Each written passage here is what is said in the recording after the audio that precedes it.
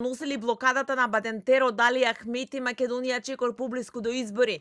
Дуи со денови, блокирајќи ги законите за кои е потребно двојно мнозинство, го докажува легитимитетот на Али Ахмети, но и неможноста на владата да ги донесе законите. А со тоа и како што велат од Мала Речица, конечно владата да признае дека со останувањето на победникот во албанскиот блок во опозиција е нефункционална.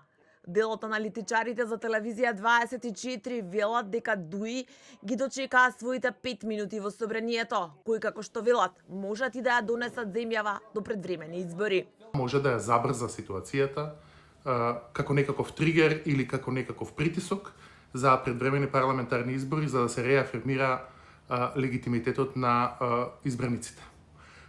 Тоа секако нема да го наруши легитимитетот на ВМРО-ДПМН, но легитимитетот на ВЛЕН може да го наруши, а тоа може да биде доволен тригер за предвремени парламентарни избори. Предвремените парламентарни избори може да бидат легитимно решение за враќање на државата кон основните принципи на Охридскиот рамковен договор и за обезбедување на нов политички мандат со етнички легитимитет на албанците, кој за жал сега избра да не го почитува. Секој друг обид за обиколување на ова реалност представува политичка авантура со потенцијално долгорочни последици. Предвремените парламентарни избори за прв пат како опција ги спомена премиерот Христијан Мицковски пред неколку месеци.